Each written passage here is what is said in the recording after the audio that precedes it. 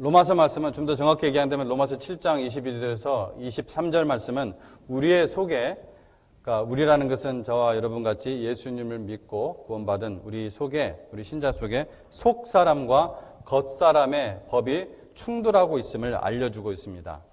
이것은 뭐 남자나 여자나 혹은 뭐 믿음이 적거나 많거나 혹은 뭐 어리거나 또 연세가 많이 들었거나 남녀노소 할 것 없이 저와 여러분 속에 선과 악이 충돌하고 있습니다. 오늘 말씀에는 인생이 살아가는데 두 갈래의 길을 보여줍니다. 하나는 뭐냐면 성령을 따라 살아가는 것이고 또 하나는 우리의 옛 성품인 육체의 소욕을 따라 살아가는 것입니다. 그리고 성령과 이 육체의 소욕 사이에 끊임없는 그런 충돌이 일어나고 있다는 것을 오늘 성경 말씀은 보여주겠습니다. 이런 충돌이 계속해서 일어나는 신자의 삶 속에서 좋은 열매를 우리가 원하는데 좋은 열매를 원한다면 우리가 어떻게 살아야 되는가? 그 말씀이 오늘의 내용입니다. 그 말씀의 제목이 좋은 열매를 원한다면 성령을 따라 행하라. 이 말씀의 제목을 잘 기억하시면 되겠습니다. 자, 그 말씀을 오늘 주신 말씀에 따라 풀어나가도록 하겠습니다. 먼저 16절, 17절 말씀을 제가 읽도록 하겠습니다. 내가 이르노니 너희는 성령을 따라 행하라. 그리하면 육체의 욕심을 이루지 아니하리라.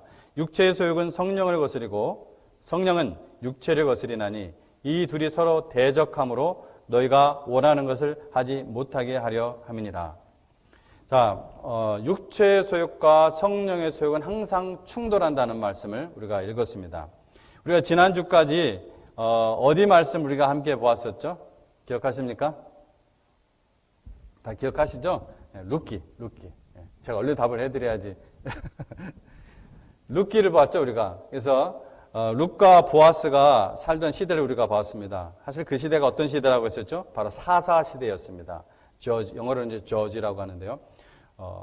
이 룻과 보아스가 살던 시대는 사사 시대인데 그 시대는 창세기 이후에 성경에서 영적으로 도덕적으로 가장 부패한 시대가 바로 룻과 보아스가 살던 시대였어요. 가장 타락한 시대였어요. 그런 시대에도 룻과 보아스가 영적으로 그리고 도덕적으로 좋은 열매를 풍성하게 맺을 수 있었던 힘은 어디서 나온 것인가? 그들이 어떻게 그렇게 복의 통로가 될 수 있었는가? 바로 예수님이 그 족보 안에 들어오잖아요. 그죠? 다윗, 그 다음에 예수 그리스도. 그 타락하고 이 부패한 시대의 흐름에 따라 살지 않고 하나님의 영, 성령을 따라 살았기 때문입니다. 지금 상황은 어쩔 수 없지. 적당히 세상처럼 살고 또 적당히 신자처럼 사는 수밖에 없어. 라고 모두가 타락하고 타협했던 그 시기에 세상 사람들과 룻과 보아스가 똑같이 살았다면은, 즉 분별되어 살지 않았다면은 룻과 보아스는 결코 좋은 열매를 맺을 수도 없었고 복의 통로가 될 수도 없었을 것입니다. 그러므로 성도의 삶은 날마다 성령의 도움을 구해야 합니다. 성령을 의지할 때 육신의 소욕을 이길 수가 있습니다. 여러분, 믿음의 사람들은 문제가 없는 것이 아닙니다. 어떤 면에서는 믿음의 사람들에게는 믿지 않는 사람들에게 없는 문제도 있습니다. 믿기 때문에 분별돼서 살아야 되기 때문에 문제 아닌 문제가 우리에게 다가올 때가 있습니다. 똑같이 문제가 있지만 정말 믿음 있는 사람들은 승리했다는 것입니다. 그것은 내 힘으로 살지 않고 하나님의 영, 성령의 인도하심을 받으며 성령을 따라 살았기 때문입니다. 오늘 18절 말씀에 보면은 성령의 인도하심을 사모하라는 말씀이 있는데, 너희가 만일 성령의 인도하시는 바가 되면,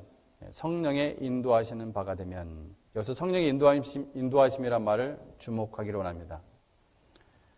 성령의 인도하심. 내 힘으로 어떤 육체의 소욕들을 이길 수가 없습니다. 여러분 경험해 보셨지 않습니까? 내 노력과 의지로도 안 됩니다. 한계가 있습니다. 그래서 성령의 인도하심을 받아야 합니다. 그래서 우리는 이것을 신앙생활은 내 힘으로 하는 게 아니다, 하나님의 은혜로 하는 것이다, 이렇게 여러분 많이 들어보셨죠? 바로 그 말입니다. 우리 뭐라 할 수 없다는 거. 하나님 은혜로 주신 것이 뭐예요? 성령님 아닙니까? 성령 힘으로 우리가 한다는 것이죠. 요한복음 14장 26절에서 예수님께서는 성령님을 보혜사로 부릅니다. 아주 독특한, 좀 굉장히 전통적인 말 같아요. 보혜사. 보혜사란 돕는 자, 협조자, 중보자, 위로자, 인도자, 상담자, 변호자 이런 아주 포괄적인 아주 좋은 뜻을 갖고 있어요. 보혜사가. 그 원어의 뜻이. 그런 용례로 쓰였다는 거예요. 헬라어로.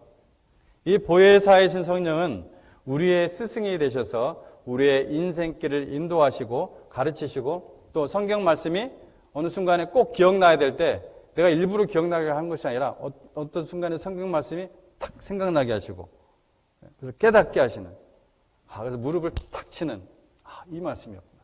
이 말씀 붙잡고 살아야겠다. 그렇게 하는 거예요. 이게 성령님이 하시는 일이에요.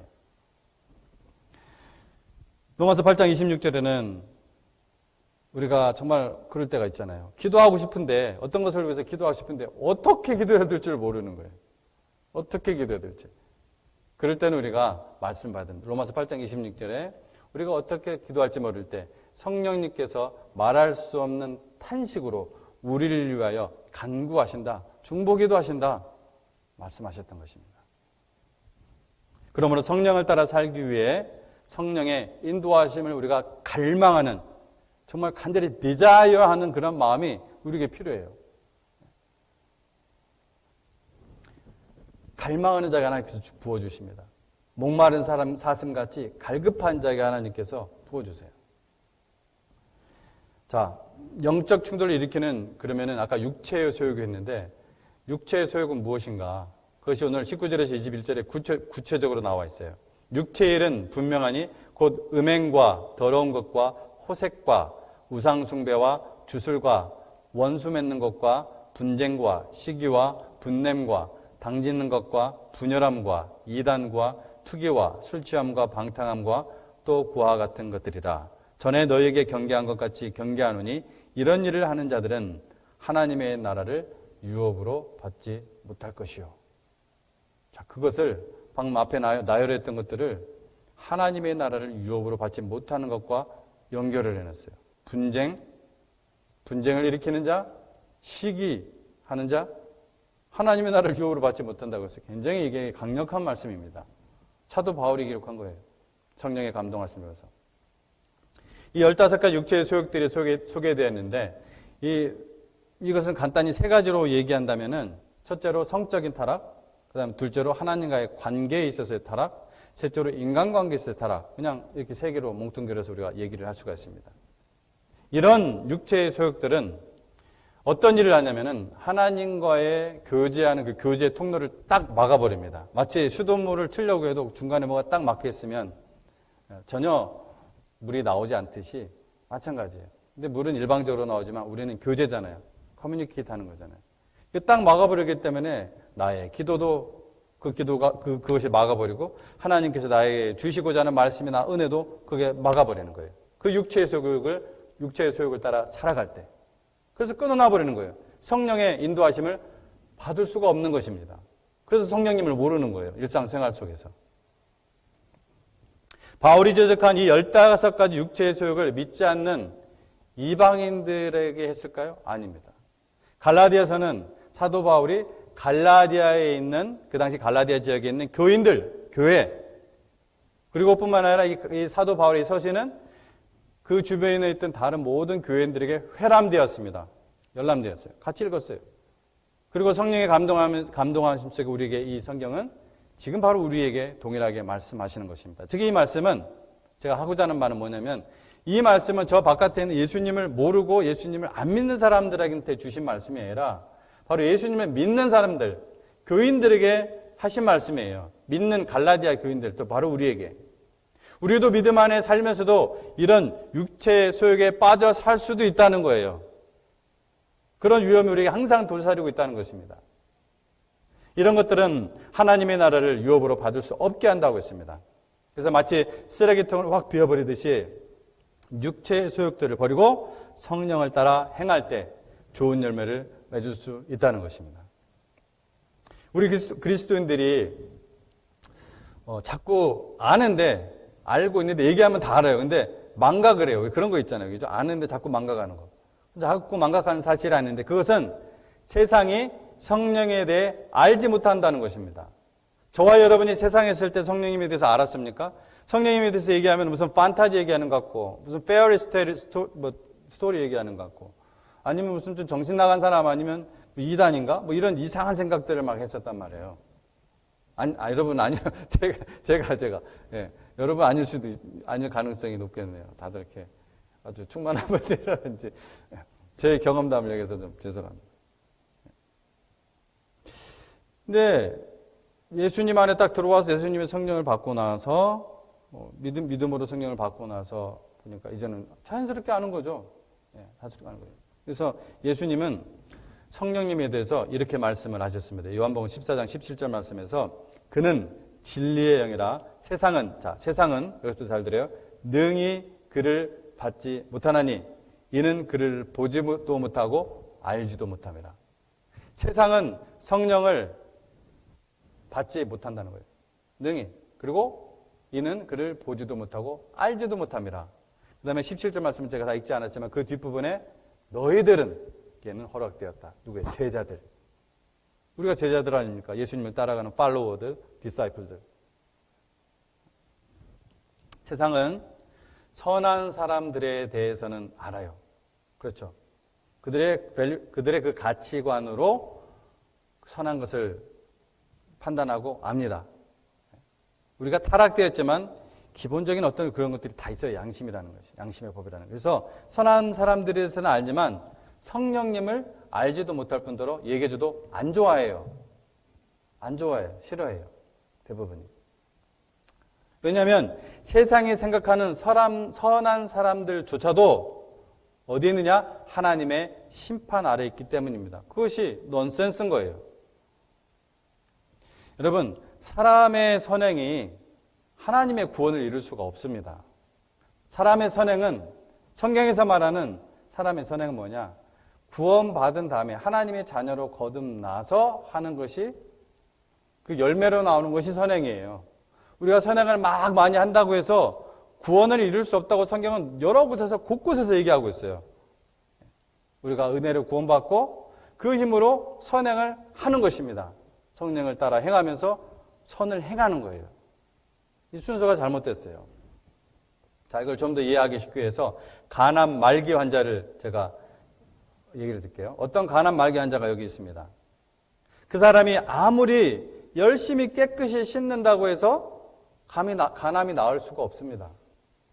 간암 말기 환자가 아무리 자기가 선행을 한다고 해서 간암이 나을 수가 없어요.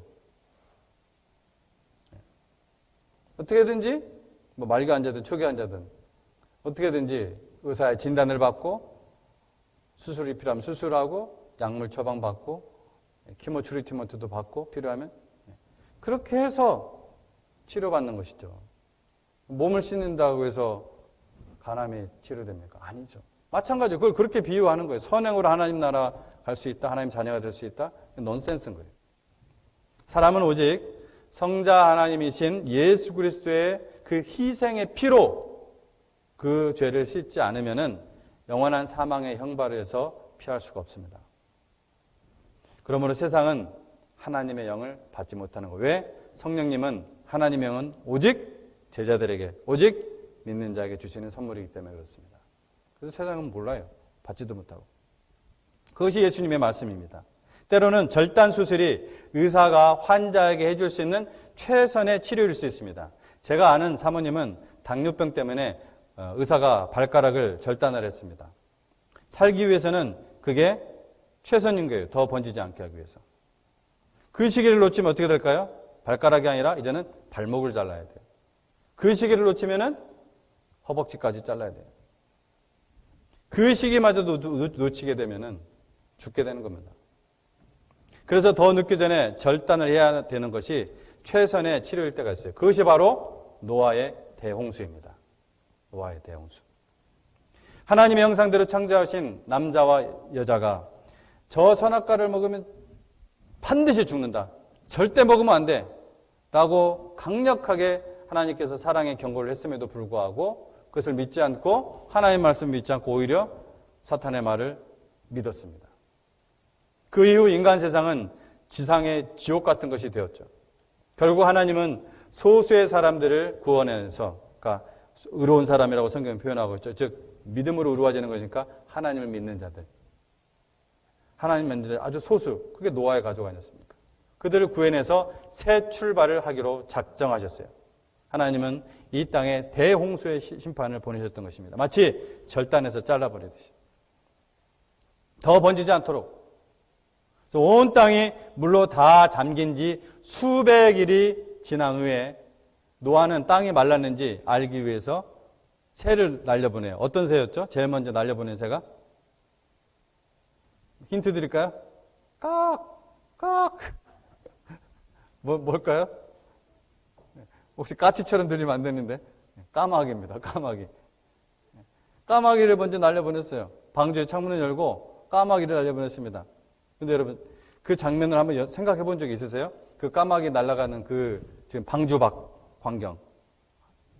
참으로 끔찍한 광경입니다. 그 시퍼런 물 위에 뭐가 둥둥둥 떠 있어요? 사람과 짐승의 시체들이 둥둥 떠 있습니다.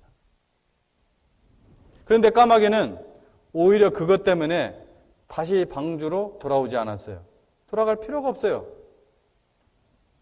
하나님께 심판받은 죽음의 땅은 혐오스럽고 참으로 무시무시한 광경을 연출했지만 까마귀는 결코 그런 광경을 싫어하지 않았습니다. 왜요?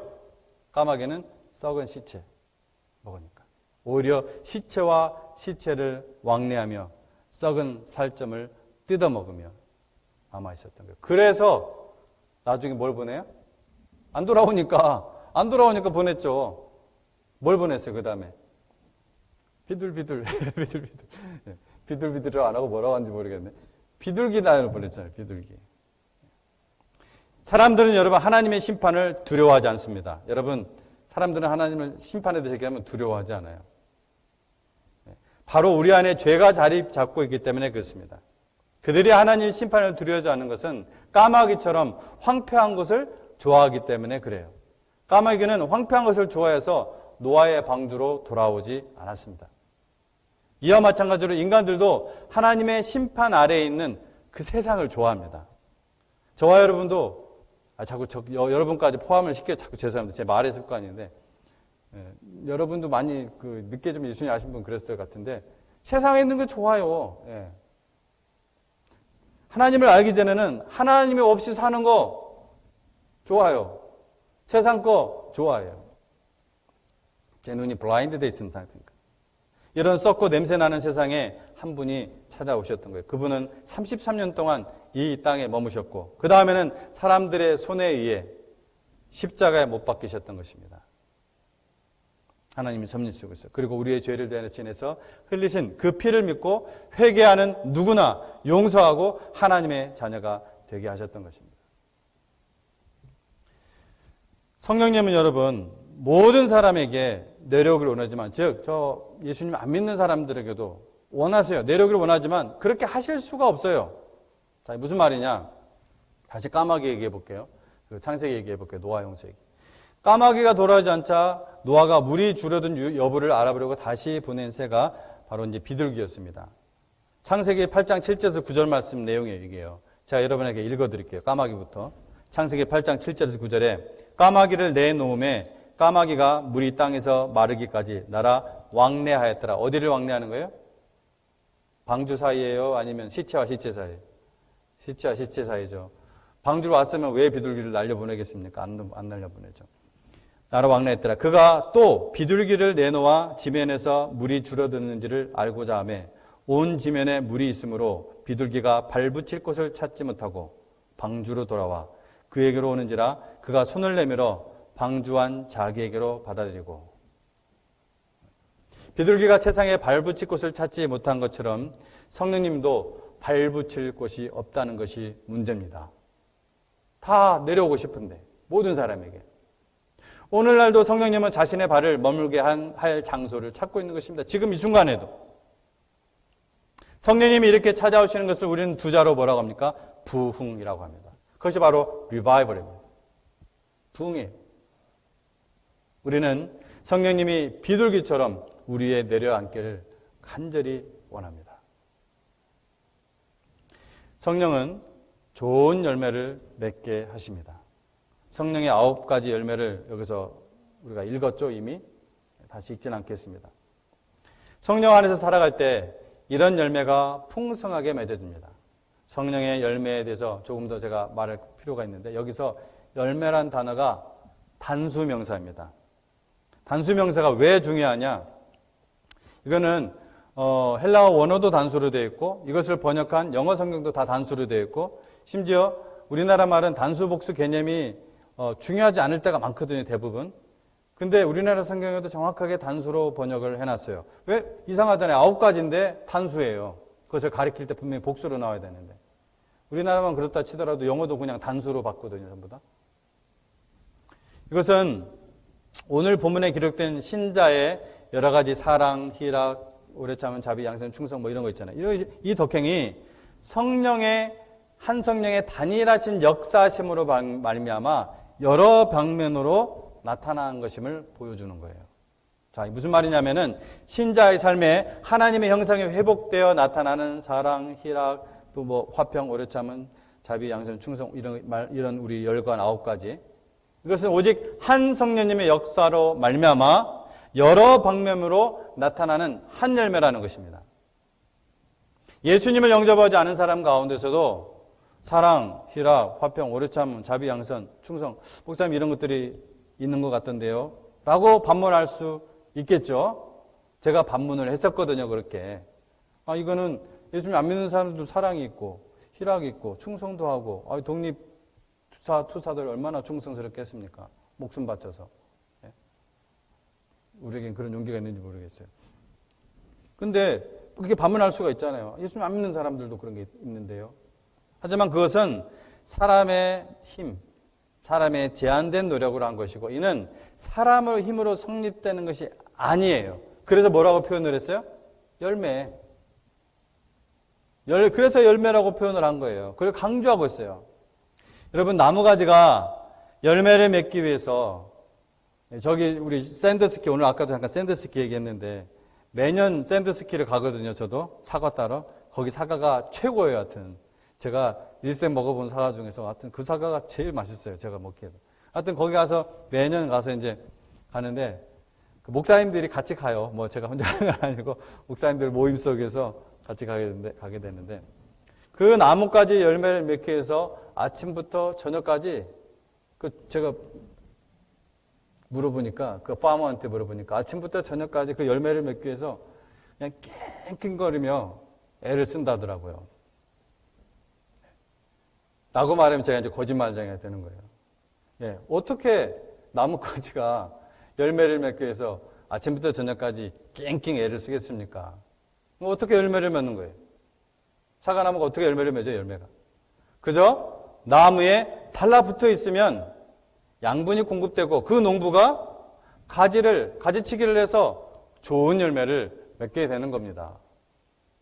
자, 마찬가지로 신자도 생명나무 대신 예수님께 붙어 있으면 예수님으로부터 성령의 공급을 받고 농부 대신 아버지 하나님께서 좋은 열매를 맺도록 가지도 쳐주시고, 그냥 양분만 빼앗아 먹고 있는 그저 화려하게 보는 이파리들, 양분만 빼먹고 열매는 못 맺게 하는 거거든요. 그런 거 다 잎도 쳐주는 거예요. 잎을 다친다는 얘기가 아니라 필요한 잎들이 있죠, 광합성을 위해서. 저도 호박 키울 때, 뭐 이렇게 키울 때 고추도 그렇고 순치기라는 게 있어요. 순지르기 하는 이유는 열매를 맺도록 하기 위해서. 특히 이제 호박은 많은 분들이 토마토도 그렇고 순지르기를 잘 몰라가지고 열매는 안 맺고 막 이파리 막 크니까 굉장히 잘 크는데 왜 열매를 이만한 거밖에 안 맺을까요? 막 이런 식으로 얘기하는데, 그 가지를 안 쳐줘서 그래. 그 이파리를 안 쳐줘서 그렇거든요. 순지르기 안에서 어디 마디에서 순지르기를 반드시 해줘야 돼요. 그래야 풍성하게 맺습니다. 마찬가지예요. 하나님께서 우리에게 필요 없는 가지들을 쳐주시고 필요 없는 이파리들을 쳐주시고 해서 열매를 맺게 하시는 거예요. 좋은 열매, 성령의 열매를 맺게 하시는 것은 하나님이십니다. 우리는 그저 가지에 붙어 있으면 되는 거예요. 나무에. 그럼 우리는 그저 가만히 있으면 되나요? 아무것도 안 하고? 아니죠. 우리도 애를 써야 됩니다. 그럼 우리가 애를 쓰고 노력하는 것은 무엇이냐? 예수님 안에 머무르려는 노력. 그게 뭐냐? 하나님의 말씀을 우리가 배우고 순종하고 그대로 살아가고 또 예배를 통해 회개하고 정기적으로 계속해서 예배를 통해서 우리가 회개하고 감사하고 새롭게 헌신하는 노력입니다. 근데 그 노력도요, 하나님이 주신 힘으로요. 그 노력도. 해보세요. 하나님을 의지하면 돼요. 그것이 바로 내 힘으로 사는 것이 아니라 하나님이 주신 힘, 성령의 능력으로 산다는 것입니다. 예수님은 성경 보면은 이제 말씀을 마무리하도록 하겠습니다. 양의 탈을 쓴 늑대에 대한 얘기 들어봤죠? 예수님이 하신 말씀이에요. 양의 탈을 쓴 늑대에 대해서 말씀하셨습니다. 영혼을 사냥하는 이단, 거짓 교사들을 가리킬 때 그렇게 말씀하셨죠.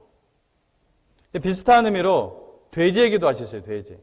근데 여러분, 돼지에게 양의 가죽을 씌운다고 해서 돼지가 양이 되는 게 아니죠. 시간이 지나면은 다시 돼지가 좋아하는 그 시궁창에 가서 뒹굴 수밖에 없습니다. 신앙은 성령을 통해서 본질적인 변화가 일어나는 거예요. 내적인 변화가 일어나야 합니다. 기록된 성경을 통해서 여러분 가지고 있는 그 기록된 성경, 이 성경을 통해서 뜬금없이 그냥 뭐 직통계시가 아니라 기록된 성경을 통해서 진리를 가르치고 인도하시는 성령님을 따라가고 또 순종할 때 내적인 변화, 본질의 변화가 일어나기 시작하는 것입니다. 얼마 전에 어떤 목사님들을 만났습니다. 제가 방역 룰을 지켜가며 제가 좀 굉장히 그런 거 신경 쓰거든요. 방역 룰을 지켜가면서 대화하느라 좀 힘들었지만 참 좋은 교제를 나눴습니다. 솔직한 교제를 나눴기 때문에 용서에 대한 이야기가 나왔습니다. 사람이 자기의 힘으로 누굴 온전히 용서한다는 거 여러분 가능합니까? 목사님은 가능할까요? 목사들은? 목사는 자기 힘으로 할까요? Never. 목사도 마찬가지입니다. 사람이 자기 힘으로 누구를 사랑한다는 거, 성경에서 말하는 그 사랑 가능할까요? 불가능합니다. 누구든. 여러분, 용서도 사랑도 성령님이 우리의 마음을 통치할 때, 예수님의 말씀에 우리가 순종하며 한 걸음 한 걸음 갈 때 가능한 열매예요, 열매. 그거는. 다시 한번 얘기하지만. 여러분, 성령님의 도우심을 구하시기 바랍니다. 성령님을 따라 살아갑시다. 성령은 좋은 열매를 맺게 하십니다. 성령을 따라 살아갈 때 여러분, 비록 지금 상황이 어떠할지 알지라도 성령을 따라 살아갈 때 최후 승리의 기쁨을 맛보고 복의 통로가 되는 것입니다. 여러분, 그렇게 이번 한 주간도 살아가시기를 주님의 이름으로 축복합니다. 기도하겠습니다. 아버지, 감사합니다. 오늘 특별히 갈라디아서 말씀을 통해서 우리에게 주신 성령님에 대해서, 그 성령님의 열매의 근원에 대해서 알게 하시니 감사를 드립니다. 우리가 참으로 좋은 열매를 맺도록 날마다 성령을 따라 살아가는 삶이 되도록 다시 한번 주님 앞에 헌신합니다. 저희를 붙잡아 주시고, 우리가 참 실수하여 넘어지고 또 다른 참 딴 곳에 한눈을 팔 때 그때마다 주님 우리를 늘 붙잡아 주시고 고개를 돌리게 하시어서 주님만 바라보며 표대를 향하여 나가게 하여 주시옵소서. 감사하며 예수님 이름으로 기도합니다. 아멘.